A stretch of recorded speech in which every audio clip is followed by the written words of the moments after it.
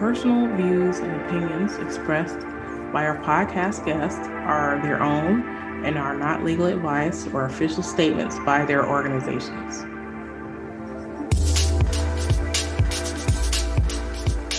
Hello, my name is Debbie Reynolds. They call me the Data Diva. This is the Data Diva Talks Privacy podcast, where we discuss data privacy issues with industry leaders around the world with information that businesses need to know right now. I have a special guest on the show, Erik Rind. He is the founder and CEO of ImagineBC, and I'm sure he's going to explain to all of us what that is and what that means. Erik and I had a chance to have a chat a couple weeks ago before we did this recording. So I have a feel for, what he does and what he's doing. And I'd love to get his insights about privacy. But before we get into kind of the privacy talk, why don't you talk a little bit about you and your trajectory in your career and what sort of started your interest in privacy? Oh, sure. It's kind of an interesting story, I guess. I'm a gray hair. You're not your typical entrepreneur, given how old I am. I'm now a grandfather of three. But I've spent 28 years pretty much in the what's called human capital management space of technology. It's about as boring as you can imagine. It's HR, payroll, and benefits. I mean, you can't pick a more boring area of technology to spend most of your career. But about 3 years ago, I was in a conference related to that industry, and I met a fellow, and we spent the entire conference discussing blockchain technology. And, it doesn't seem that long ago, but 3 years ago, there was no Cambridge Analytica yet. I mean, that story hadn't broken, right? Nobody knew anything about data privacy. Nothing that's in the news these days was happening back then. And crypto was kind of known by people, but certainly the ones who were in it were eventually make a lot of money in it. But blockchain technology itself, even I didn't know what it was, and I'm a technologist. And over the course of this 2-day conference, he was basically telling me that this is a game-changing technology. And being an old guy, I thought he was out of his mind. When you're old, you poo-poo everything to begin with. But he was an intelligent guy, and I felt I really should learn it. And I started to do my own studies. And when I was done, I realized, yes, the blockchain technology was a game-changing technology, but I'm still in the human capital management business. So how do you use blockchain in the human capital management business? And for me, the answer became pretty clear pretty fast. If you think of an HR payroll benefits system, we have all the data. We have your name, social security number, we have your bank account, we have HIPAA compliant information. Everything there is about you, we have it to be able to process payroll, HR, and benefits. And from a company point of view and a technology point of view, that means we have a single point of failure. If a bad actor gets through our firewall and grabs all that data and steals it from us, we're not an ADP or Paychex. We can't pay our way out of that problem. So being a small boutique company in the business, that's a worry. I was thinking, well, blockchain technology, distributed network, ownership of information. What if we took all that private data, gave it back to the people? Because frankly, we don't need it that often. And when we needed it, we'd ask them the permission to use it. Like, you want your W-2? Let us have your name and address so we can send you your W-2. So I started down that path with a prototype of that. And that's really how I segued from human capital management into what now is ImagineBC, because we were about 6 months into developing this prototype when we really decided what we were talking about was people need to take back control of their data. They need to be able to make decisions over what value they should get from it and whether they want it used by third parties. And 3 years ago, that wasn't a conversation you want to have related to HR payroll. So we asked ourselves, if you're going to get people to listen to the importance of them controlling their own information and being in charge and making decisions of it, what would get them excited about it? And we decided, well, making money from it might get them excited about it. So that's what ImagineBC is about. ImagineBC is about helping individuals take back control of their information, make decisions over it. And when they make decisions over that, we help them monetize that information and also their intellectual property, which is also still a different type of data. So 28 years in the HR space, and now I'm in the data privacy and data warehousing space. Wow, that's a great story. And I think a lot of people don't think about HR because HR is not the sexy thing, right? No, no. When you think, you look at movies like Mission Impossible, Tom Cruise hanging from the ceiling, you're not thinking he's looking for HR data. Like no one's thinking about that, right? But you're Well, right. You here's a do good. have. Here's a good. I mean, I'm old, so I have a lot of stories, but here's a good one. About 10 years ago, during the course of my work in HR payroll, we did a lot of work with the federal government. Where I'm located here in DC, it's a natural client for you to have. And because of that, at one point in my life, I had my fingerprints taken.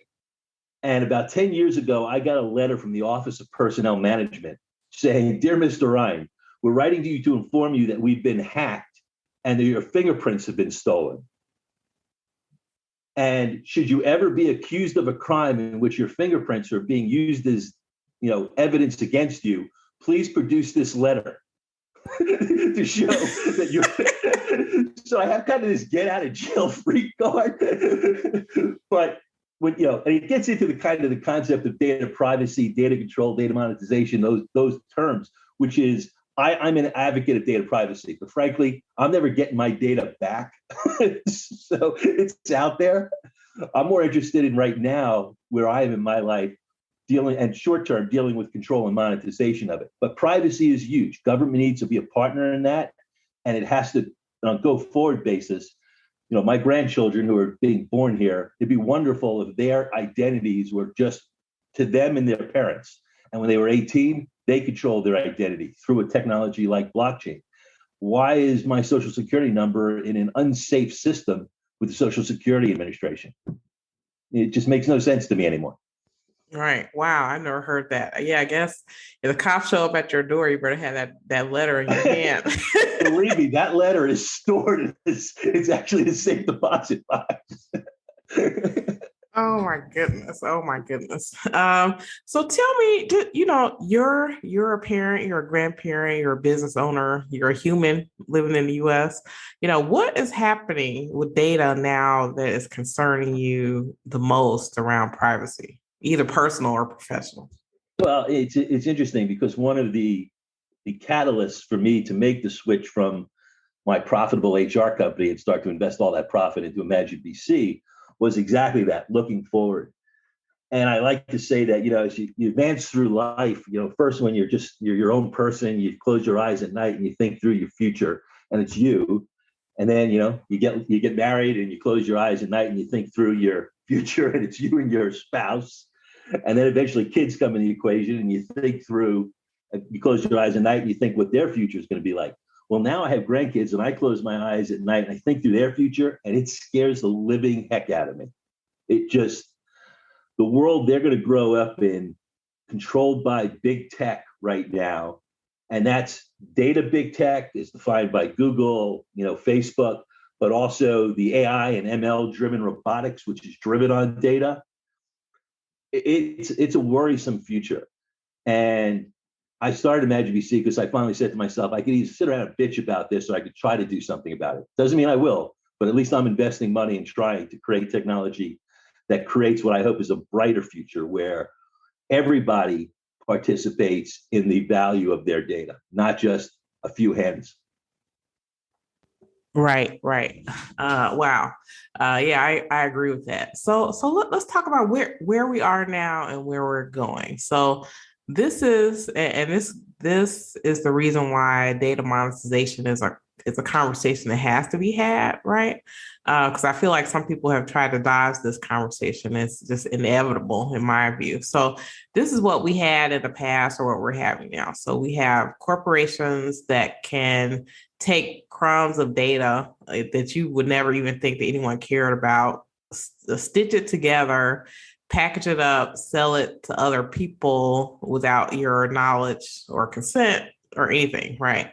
And so what we're seeing is countries trying to create, or even tech companies trying to create situations where it's more transparency in that type of data exchange, and there's consent in there. So that doesn't work for everything, but it's at least a step forward. But what's happening and what we're seeing as a result of some big companies losing a lot of money as a result, for example, of like Apple's app transparency, what's happening is that those data companies are being starved of those really rich insights that they had before, right? And so Right. if they can't get that, basically what Apple is doing is saying, me as Apple, I have a first party relationship with these people. They trust me, so they give me data, but why should I, let them why should you piggyback off the trust that I built with this person, right? So they're saying you build a first party relationship with this individual, and then you can have these same rich insights, right? But we know that can't happen because this is, these companies that are taking your data is like ABC Corp. You don't know those people, like they're not doing anything Right. for you. So why would you give them data if you don't know them and you don't know the benefits? So then those companies have to create financial incentives, right? To be able to find a way to get you to take data. So or get you to give their data. So like I'm seeing, tons of sweepstakes and giveaways and stuff like that. Like they just Yeah. want to do anything they can to try to get that information. But the issue is once that process about how this data is being monetized and used to other people's benefit, and once people find out how much their data is worth, right, they're going to want to know, why can't I benefit from my own data? Like this data came from me. Other people are taking it without my knowledge or consent. They're benefiting from it to the tune of trillions of dollars, right? So why can't I, first of all, know what my data is worth? And then why can't I profit off of the data that's being used about me? What are your thoughts? Oh, you're preaching to the choir there. So it comes down to this, right? Yes. I mean, what Apple's doing is great, first of all. Apple and I have some issues with Apple, but in general, related to data privacy, what they're doing is great. Because at least the concept of consent is good. But it gets down to this, which is, what is the value of my consent? So all it says is right now is that, company XYZ is going to use your data. If you use this app, they're going to use your data. Are you okay with that? Now, it comes down to how badly I want to use that app or not, right? And if I really want to use that app, then I'm going to say yes, but the value of my data is probably greater than my use of that app. And that's where it's the value of consent gets very interesting. I always think of Waze, right? I try to protect my data as probably better than most people because I'm very aware of it. But something like Waze, that thing tracks me. Now, I only have it on when it's, when I'm using the app. So Apple's helping me there, but they know everything about me. What's the value of my consent? Is the fact that they help me through traffic get from A to B worth just the use of the app, or what Google's making from my data, knowing that I passed by that store and I stopped at this location? It gets to be very, that's the interesting question. So I believe it's more than just consent. It's value to that consent. And I also believe that it becomes an absolute necessity when you bring in that little thing I call robotics, because I believe there's going to be a mass displacement of jobs, which means we're going to have a lot of unemployed people. The government cannot afford to pay all those people, nor should it. So it's incumbent on new technology companies to find new ways to have people make money. And one of the richest veins of that is your personal data. We know how valuable it is. Why shouldn't you receive value every time it's used? Right. And also, there's a very asymmetrical nature of this value exchange. So you hit the nail on the head when you're talking about the value of your consent. So, and I think a lot of this is because of free products, free models. So if something is free, there's really no ceiling to what that value exchange can be. So I have a huge problem with this in kind of like contract law. So I'll give you an example. So there was an app a while back that had a feature that it would take your photograph and it would try to like age you in some way, right?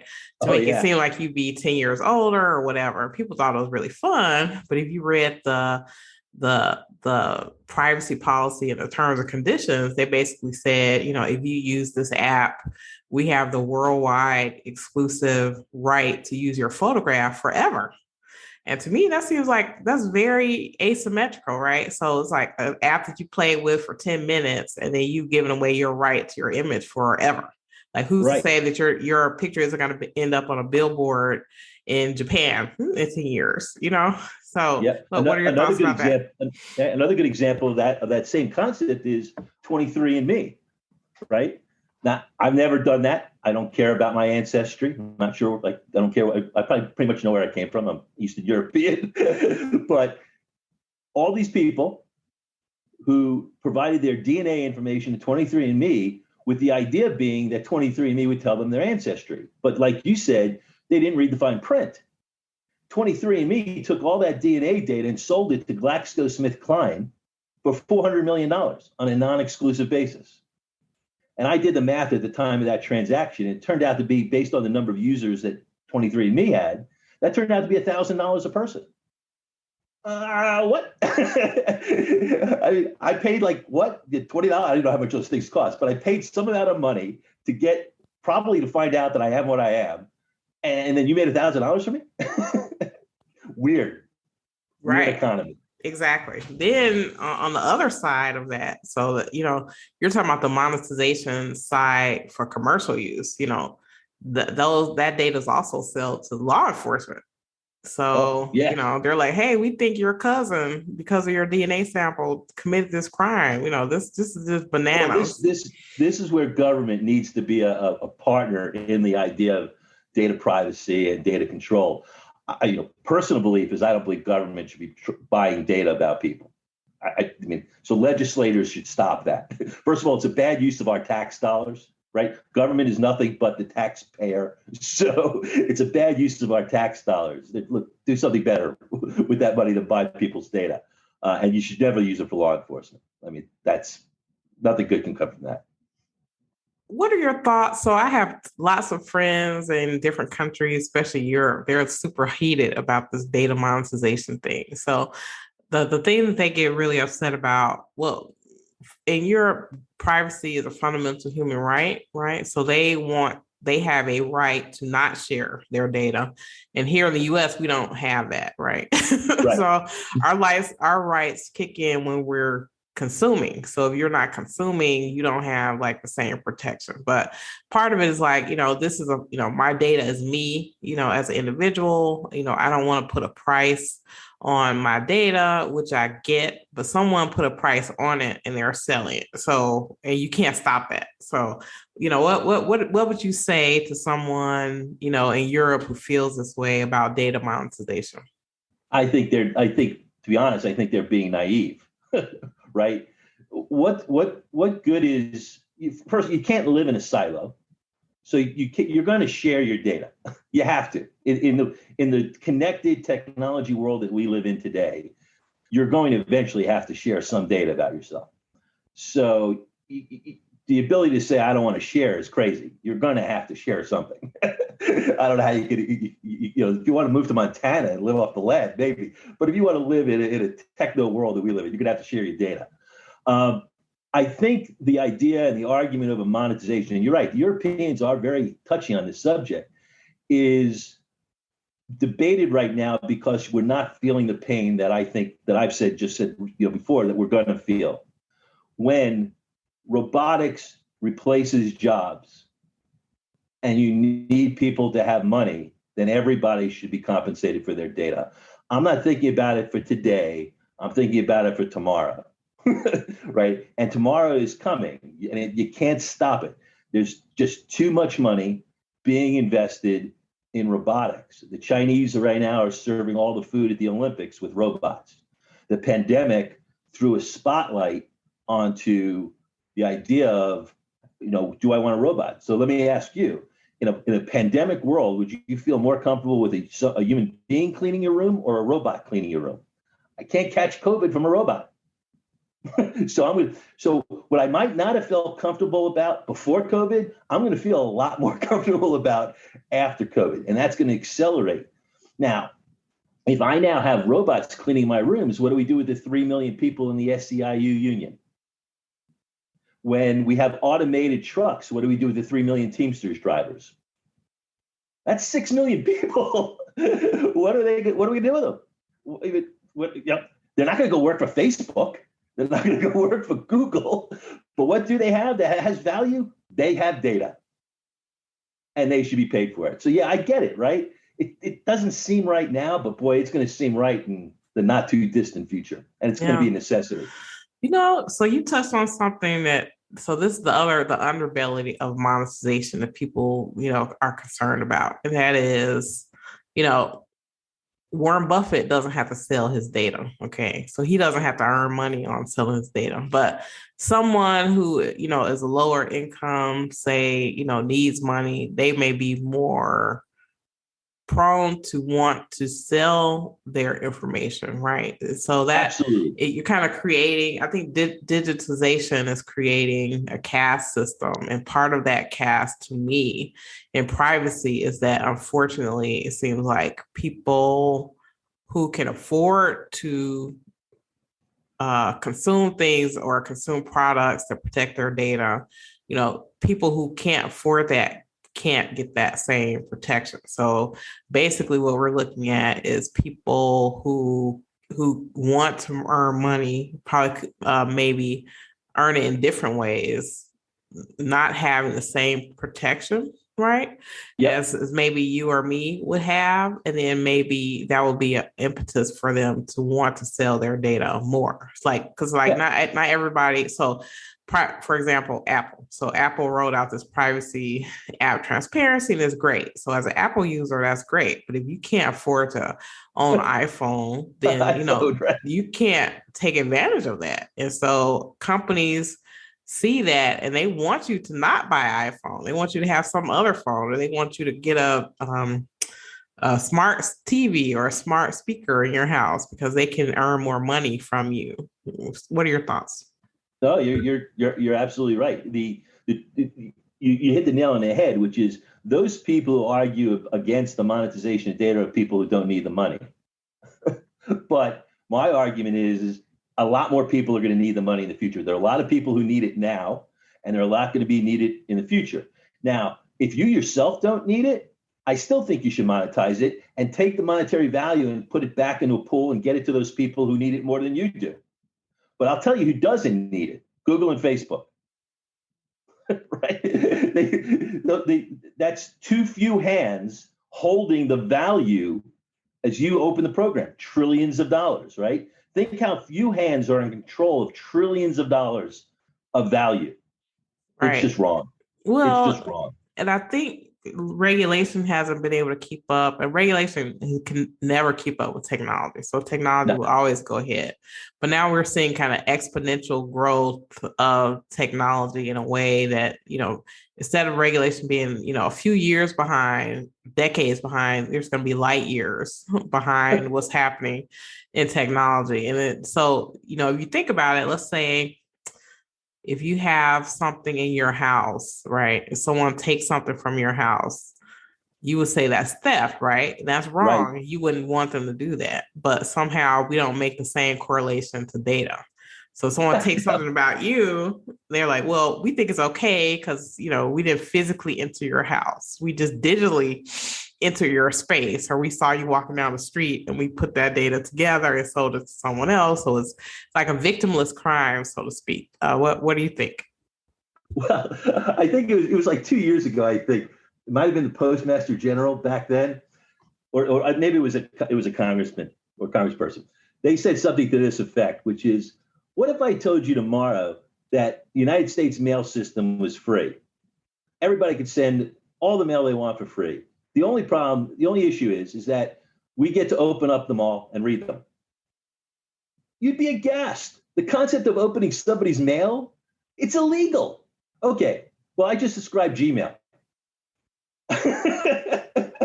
Right. I mean, that's how is something that in one hand we'd be aghast about billions of people allow it to happen every day, and they don't feel the pain. But the thing is, we're starting to feel the pain. We didn't feel the pain for 15 years. It started with Cambridge Analytica, and we're starting to feel the pain. We're seeing that this type of data in too few hands can be used for very nefarious reasons. And it's also accumulating wealth into too few hands. So you're going to hear it from me over and over. It's just wrong. Yeah. Now government, I've had a chance to speak to a number of U.S. senators, their offices. Senators Gillibrand, Klobuchar, Senator Warren, even Josh Hawley on the Republican side. It's a bipartisan issue. They're both sides looking at this, and I applaud them. I get a little concerned if they tried to take the step into what the value of our data is. That's what the market should decide. What the government should make sure is that data should flow freely and that the individual, will have control over it. And let me give you an example of that. I'm a small app developer, right? I'm a small company. And part of my app is the ability to help people find a job. And I'd love to be able to go grab your resume off of LinkedIn. You already have all your data in LinkedIn, right? Now it's your data. It's your resume. It's your career.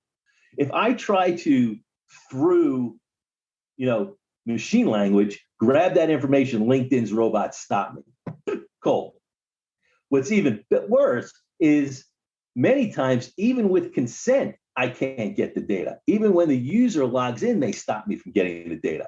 That portability of data, the government definitely needs to step in and say, these big corporations collected all this data for free, right? And now they're building these moats around it, and they won't share it. And that's your data they won't share.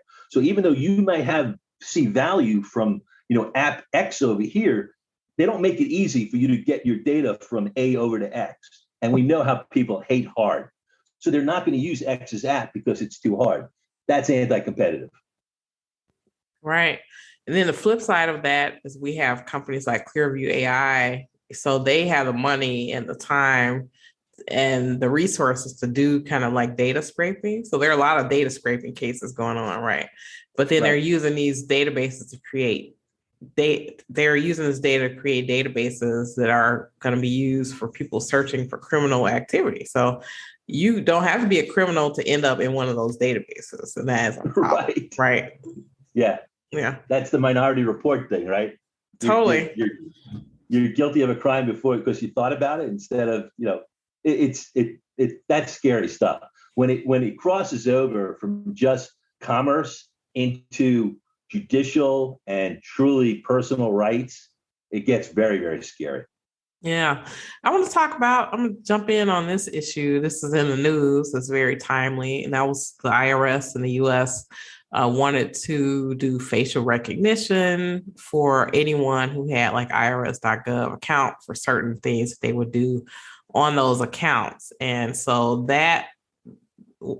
so I want your thoughts about this. So this is what happened. And as I've been reading up on it, I didn't realize like the depth of what was happening. So apparently they had this company, I think it was called ID.me, that was doing these facial recognition data captures and data face print things with the IRS. And at first they were doing it on a smaller basis. So they were doing it, for certain people. So then I think they had announced at some point that they wanted to do it for everybody. And then that's when the pitchforks came out. And then, IRS decided they want to stop doing it. And I guess this company had done the same thing for other states. So they're like shutting them down on all these states. But that didn't happen until over 70 million people went through this process, right? So, and a lot of these people are low income people that were getting these like $600 tax credits or whatever.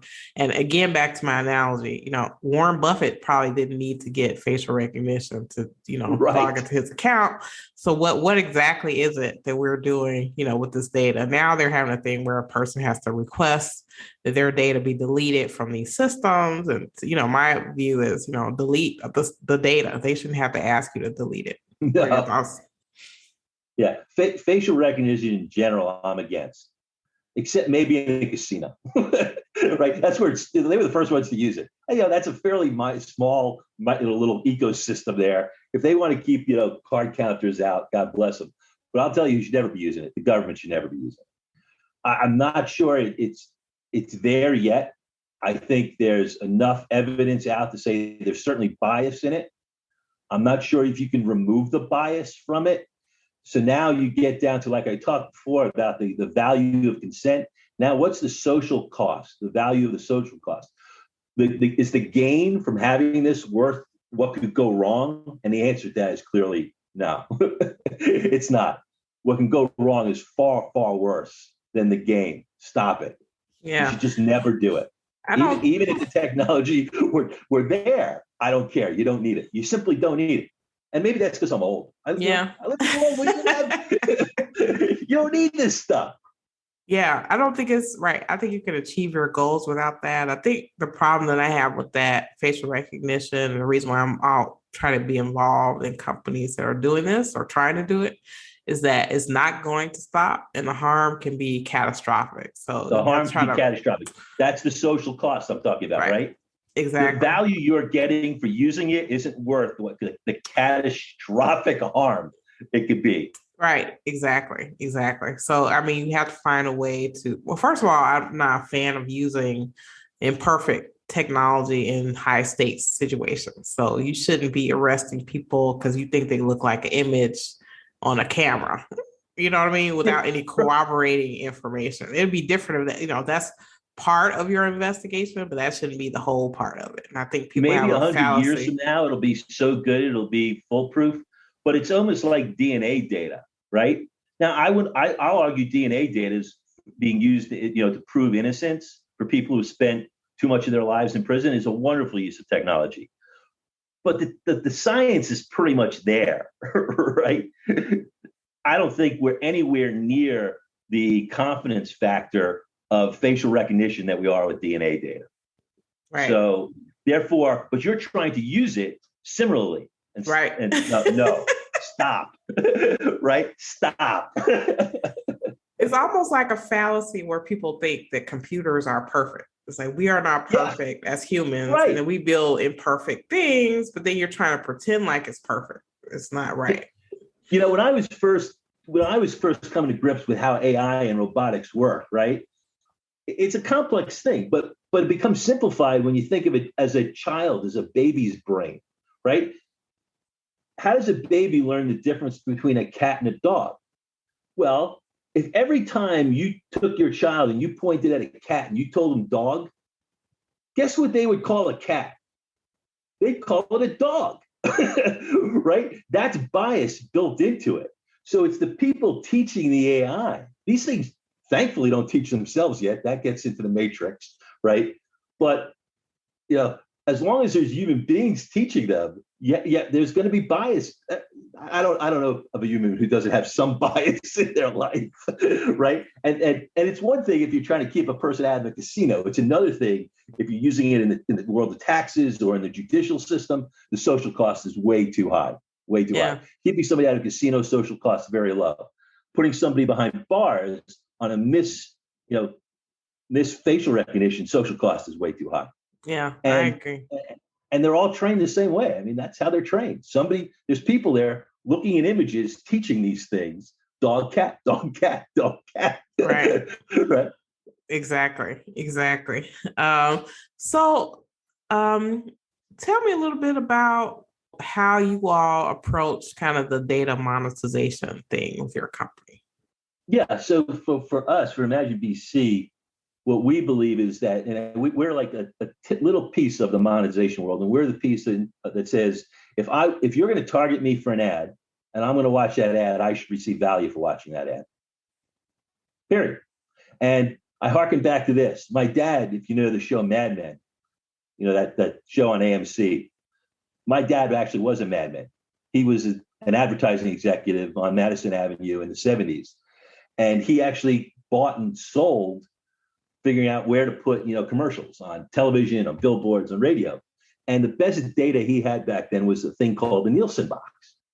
And there's like 1,400 Nielsen boxes back then. 120 million people in the country back then. There's like 1,400 Nielsen boxes. We're all Nielsen boxes now. We all are walking and talking Nielsen boxes. Our data is constantly being scraped. And just like Nielsen people were compensated, we should be compensated. We are walking and talking Nielsen boxes. So that's what ImagineBC is. ImagineBC says, you choose how much data you want to share about yourself. We'll take that data and we'll look for a market for it, people who would like to advertise to you. And when we have a match, we'll put that ad in front of you. You'll choose whether you want to watch that ad or not. And if you do choose to watch that ad, you will be compensated. You will know how much you'll make for watching that ad. And and then what we then hope is you'll take the money that you've earned from watching that ad, and then you can do one of three things with it in our app. You can use it to buy content from us. You can use it to donate to a charity for the Warren Buffetts of the world, right? They don't need the money, but hey, watch an ad and donate to Toys for Tots. There's a child who wants a toy. Or you can put it into your bank account and go buy groceries and pay an electric bill with it. So we say, take the value of your data, and if you're going to watch an ad or fill out a survey or deal with an offer, right, those come through us. We find a market for you. If you choose to participate, you get compensated for that. So we're a market maker. I love that. I think it's so cool that your dad did that, and then you come up with this idea. It's brilliant, actually. It's really cool. It's kind of strange. That was growing up, my father said, never go into advertising. So I spent 28 years in the HR world, HCM world, and now here I am back in the advertising world again. Now I don't actually create the ads, but but I truly believe that, why should Google and Facebook make the money from these ads when it's our data? We should make a fair value from it. We should make part of that. Yeah. And the other part that I said is that we hope you'll use it to buy content. That's important too, because a big distinction in our app is, if you remember the Netflix documentary, The Social Dilemma, right? I had to watch that twice to realize what creeped me out about it. So I watched it, and I knew something really creeped me out about this. And I watched it again, and by the time I finished it the second time, I realized what it was. Now, again, it's because I'm 60, right? So when I was 20, there was no such thing as Facebook or Google, but I'm an adult already. But I'm a 20-year-old adult. And if you look at my 60-year-old adult, and you look at me as a 20-year-old adult, I'm a very different person. As a 20-year-old, I was a right-leaning Republican. Now I'm a left-leaning Democrat, right? I never ate anything but meat and potatoes as a 20-year-old. Now I'll try just about anything. I've grown as a human because I didn't have Google and Facebook feeding me one thing that they thought about me. And that's what the Social Dilemma was saying. Because we want you captured to feed you ads, we're going to give you what we think you want to see over and over again. They would never let me grow as a 20-year-old. They would keep feeding me meat and potatoes and Republican garbage, right? Now, in our world, yes, we have advertising, yes, we have content, but the two never meet, right? So on the content side, we want you to explore and grow. And on the advertising side, we'll target because we want to give you something of value. Then you make the decision to buy content or not. But that content is open. It allows you to grow as a human being. Big, big distinction. Very similar platforms, big differences from a social aspect. Oh, totally. I agree with that. And then, the problem with that is, like you say, 40 years later, Eric, the AI will say, let's say you went to a restaurant and they say, well, all we have is steak is because we have something in the database that you like steak. So we're not going to serve you anything else. Right. The menu will adjust. It'll only have the most expensive steak dishes on it. Yeah, you're absolutely right, Debbie. I'll be walking down a food aisle and yes.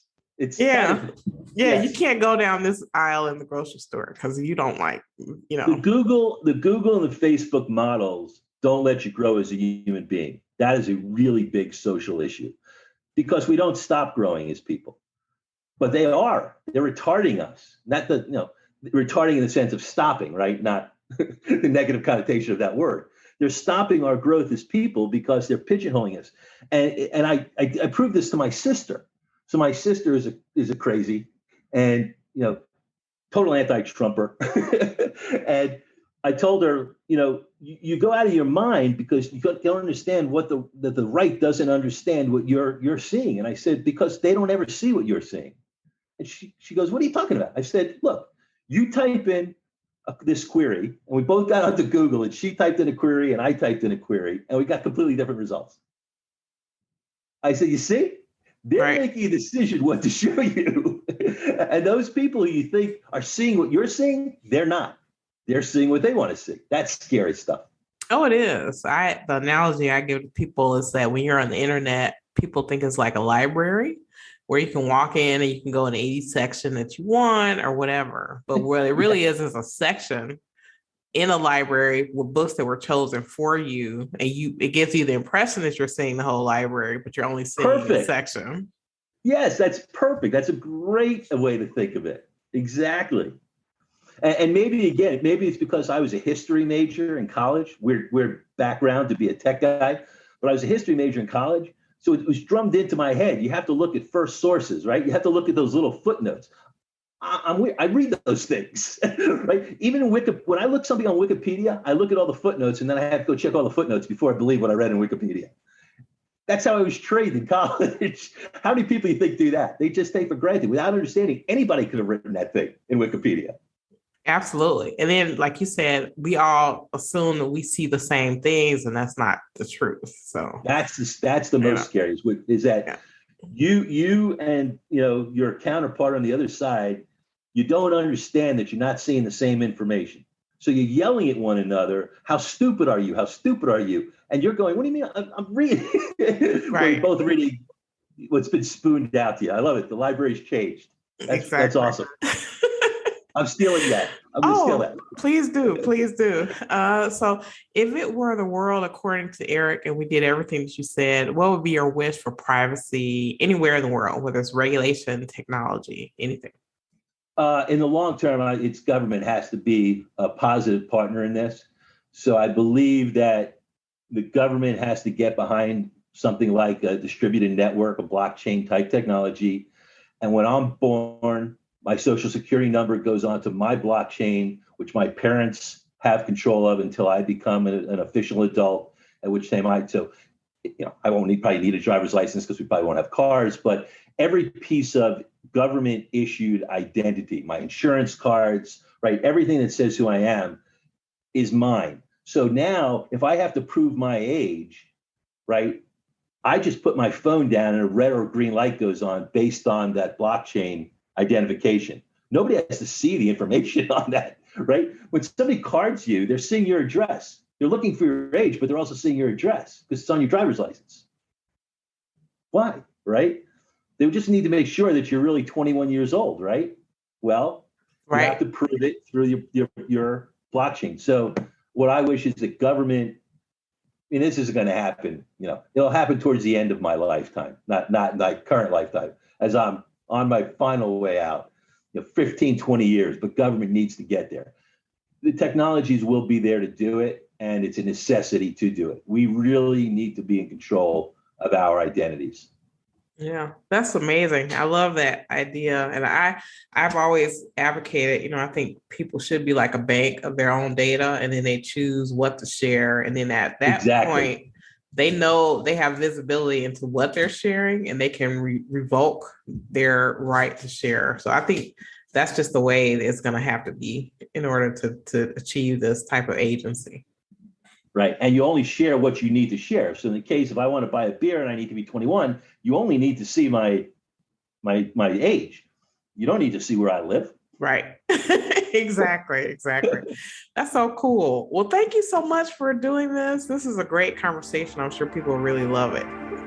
I appreciate you having me on. It's always fun to talk about. And it's good to speak to somebody like you who lives this every day, and you get to see all the different opinions on it. Yeah, it's fantastic. Thank you so much. I really appreciate it. Thanks, Debbie.